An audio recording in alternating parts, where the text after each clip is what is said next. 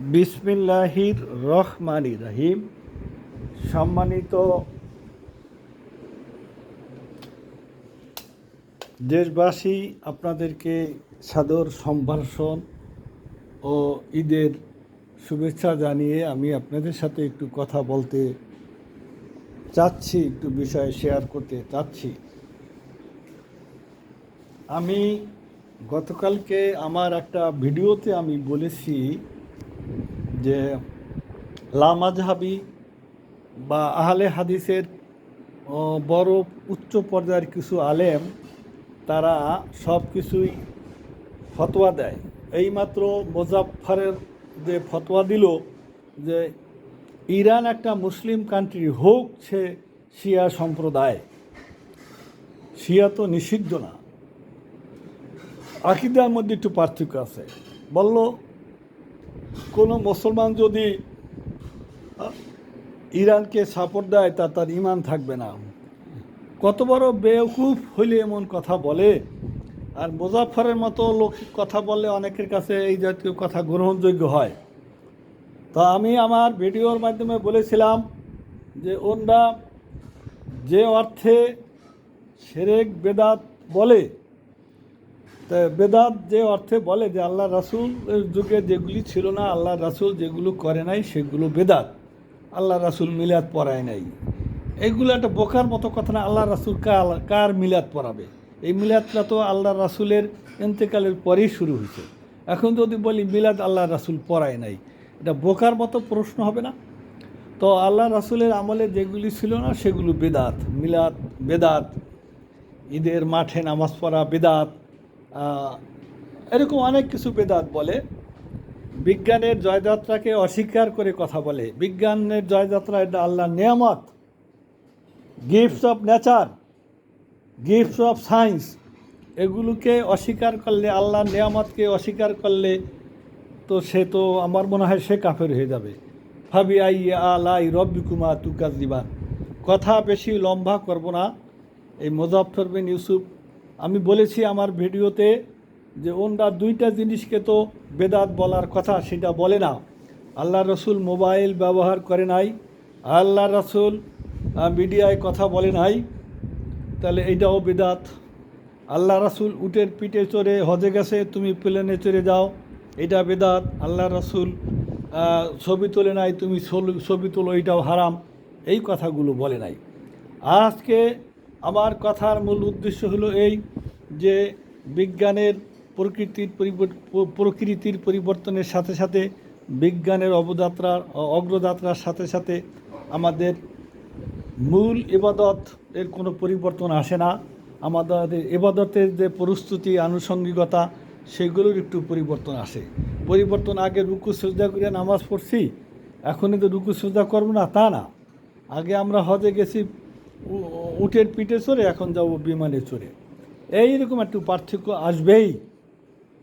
প্রসঙ্গত একটা কথা বলতে চাই। ঈদের একদিন পর আমার বাসায় কিছু মেহমান আসলেন। এক মেহমানের সাথে আমার একটু কথার বা বিতর্ক হয়ে গেল।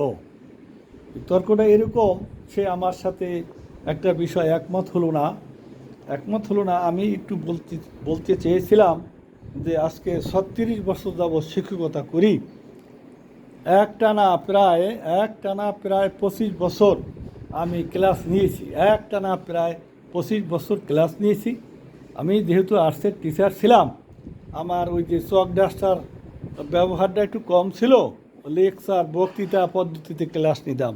তো এখনও লেকচার দিতে, বক্তৃতা করতে ভালো লাগে। এই একটানা 1-2 ঘন্টা কথা বললেও মুখ ব্যথা করে না, গাল ব্যথা করে না, স্বাভাবিকভাবে কথা বলে যাই। এখনে তো আর আমি ক্লাস নেওয়ার সুযোগ পাই না। তা এই যে ক্লাস নেওয়ার সুযোগ পাই না, এই কথাটা আমি বলেছিলাম। তা আমাকে ওই ভদ্রলোক জিজ্ঞাসা করলো যে আপনি ক্লাস নেন না? না, কেন? আমি ক্লাস নেওয়ার বললেন যে আপনি তো তাহলে একজন ফাঁকিবাজের মাস্টার। বলেই ফেলাইলো। কীভাবে? যে আমরা যখন লেখাপড়া করেছি আমাদের হেডমাস্টার ক্লাস নিয়েছে। আমি বললাম যে আপনি যে স্কুলে পড়ছেন, আমরা যে স্কুলে পড়ছি, আপনি আজ থেকে কমপক্ষে 60 বছর আগে এসএসসি পাস করছেন। আমি আজ থেকে কমপক্ষে 45 বছর আগে এসএসসি পাস করছি। আমরা অজ পাড়াগারে একটা বটগাছের নিচে একটা স্কুল, একটা নদীর পাড়ে একটা স্কুল, টিনের ঘর, বেড়াগুড়াও ভালো মতো নাই। সেখানে একজন টিচার, একজন হেডমাস্টার একটা ছাতা মাথায় দিয়ে, পাঞ্জাবি পরে, তিলা পরাটা পাঞ্জাবি কাঁধের উপরে রেখে খালি পায়ে আসছে। কেন খালি পায়ে আসছে? তার চর বিল হাওর বাওর কাদা পানি পাড়াই আসতেছে, জুতা পাইতে কীভাবে আসবে? টিউবওয়েলে পাও দিয়ে বসছে, বসে দেখে যে বৃষ্টির পানি পড়ে, পাশেই দেখে যে ছাগলে পায়খানা করে রাখছে। এরকম একটা পরিবেশে সে হেডমাস্টারি করছে। দেখে যে টিচার 3 জন আসে নাই, সে ইংরাজি অঙ্ক পারুক বা না পারুক, প্রত্যেকটা ক্লাসে 5 মিনিট 10 মিনিট করে ক্লাস দিছে। এখন আপনি সেই হেডমাস্টারের সাথে যদি এখনকার হেডমাস্টারের সাথে মিলান, তাহলে আপনি অনেক পিছনে আছেন। আপনাকে আরও অনেক আপগ্রেড, অনেক আপ টু ডেট হইতে হবে। বর্তমানে একজন স্কুলের শিক্ষক, প্রধান শিক্ষক না, তারা বিভিন্ন ব্র্যান্ডের দামি দামি স্যুট কোট পরে আসে, কমপক্ষে 4 লাখ 5 লাখ টাকার একটা মোটর সাইকেলে আসে। স্ট্যাটাসটা কোথায় চলে গেছে? আর আমি বললাম, আমি যে একজন প্রধান শিক্ষক, আমি কিন্তু 6 কোটি টাকার একটা বিল্ডিংয়ে বসি, গিরি 2টা এসি আমার রুমের ভিতরে, আর আমার পোশাকের বর্ণনা আমি দিলাম না, সেটা তো আপনি চোখেই দেখতেছেন। তাই এখানে বসি, এখানে এই সুরাতে বসলে যে ক্লাস নেওয়া নিষেধ তা না। ওই সময় হেডমাস্টারের তো মোবাইল ছিল না, তার তো সময় পাস হয় না, টাইম পাস হয় না, টিচার নেই, বাধ্য হয়ে ক্লাস নিচ্ছে। এখানে শত আগ্রহ থাকা সত্ত্বেও ক্লাস নেওয়া সম্ভব হয় না। তার কারণ অফিসে বসলে ফোনের পরে ফোন, যে কোনো বাচ্চার মাও একটা ফোন দেয়, ফোন দেয় কয়টায় ছুটি হবে। তাহলে যখন বাচ্চার মা ফোন দেয়, আমি তো বাচ্চার মা মনে করি না, এটাও আমার দায়িত্ব তাকে উত্তর দেওয়া। আমার মনে হয় যে মিনিস্ট্রি থেকে কেউ ফোন দিতে পারে, এডিশনাল সেক্রেটারি পর্যন্ত ফোন দেয়, ডিডি ফোন দেয়, বোর্ডের চেয়ারম্যান ফোন দেয়, কন্ট্রোলার ফোন দেয়। এখন কে কন্ট্রোলার, কে একটা ফোনের ছেলের মা, এটা তো বোঝা কঠিন। প্রত্যেকটা ফোন রিসিভ করতে হয়, কথা বলতে হয়। তাহলে আপনি কিসের সাথে কী মিলেন? এখন তো কোনো প্রধান শিক্ষকের পক্ষে একটা ক্লাস নেওয়া সম্ভব হচ্ছে না, শত ইচ্ছা থাকলেও।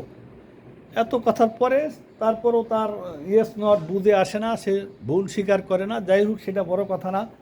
এখন মূল বিষয় দাঁড়িয়েছে 26 ডিসেম্বর স্বাধীনতা দিবস, নতুন একটা সরকার ক্ষমতায় আসছে। স্বাধীনতা দিবসের আমাদেরকে সম্মান এবং শ্রদ্ধা করতে হবে। স্কুল বন্ধ, ঈদের বন্ধ, সারা বাংলাদেশে সব স্কুলই তো বন্ধ। এখন স্বাধীনতা দিবস 26শে মার্চ বৃহস্পতিবার। এখন আমার স্কুলের যে মাঠ, ওই মাঠেই আমার এলাকার যত কুচকাওয়াজ এখানে হয়। কিন্তু এখানে আমার ছেলেদের তো একটা পারফরমেন্স ওখানে অবশ্যই থাকতে হবে। কিন্তু হেডমাস্টার হিসাবে এইটা আমার মাথায় রয়ে গেছে। শিক্ষকরা যার যার বাড়িতে ঈদে চলে গেছে, এখনও হয়তো ফেরে নাই।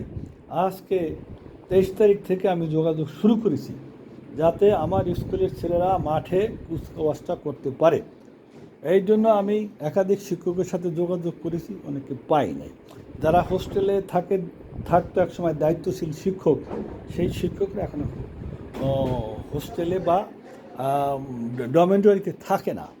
তো যাই হোক, আমি 2 জন শিক্ষককে ম্যানেজ করেছি, তাদেরকে দায়িত্ব দিয়েছি, এবং তারা বলছে স্যার কোনো সমস্যা হবে না, বিএনসিসির ছেলেরা এখানে আসবে, অলরেডি প্রশিক্ষণ চলতেছে, ট্রেনিং চলতেছে, তারা 26 তারিখ মাঠে পারফরমেন্স বা কুচকাওয়াজ করতে পারবে। তো এটা হলো কথাগুলো যা বললাম, এক কথার ভিতরে বিভিন্ন ধরনের কথাই বললাম। হেডমাস্টারের কথা বললাম, আবার মুজাফফরের কথা বললাম। বিষয়গুলো পাঁচমিশালি হইল। আশা করি এটা হাস্যকরের বিষয় নেবেন না। আশা করি প্রত্যেকটা বিষয় ভাববেন যে এই যে ধর্মীয় নেতারা, আলেমরা যা বলছে, এগুলি বলার তাদের ঠিক কিনা, তারপরে দায়িত্ববোধটা ঠিক কিনা। আবার ওই যে যার সাথে তর্ক হইল যে আমি হেডমাস্টার হিসেবে ফাঁকি দিই, এই কথাটাও তার ঠিক কিনা, আমি যে যুক্তি দিয়েছি এটাও ঠিক কিনা। হেডমাস্টার এখন ঢাকা শহরে একজন হেডমাস্টার 60 লক্ষ টাকার একটা গাড়ি নিয়ে চলে যায়, সেইটা বড় কথা না। কথা হলো যে তার হাতে মোবাইল থাকে, তার কাজ এখন বেড়ে গেছে, সে তো ক্লাস নেওয়ার সুযোগ নাই। আর ওই যে ছাতা মাথায় দিয়া যে হেডমাস্টার আসছে সেই হেডমাস্টারকে শ্রদ্ধা করি, সেই হেডমাস্টারে পাইলে এখন আমি তার পদধূলি নেই। কিন্তু সে যে ক্লাস নিছে, এখনকার হেডমাস্টারও ক্লাস নিতে হবে, এই চিন্তা থেকে আমাদের দূরে সরে থাকতে হবে। আশা করি বিষয়টা বুঝাইতে পারছি। সকলকে শুভেচ্ছা, আসসালামু আলাইকুম। পরবর্তী আপডেট দেখার জন্য অনুরোধ।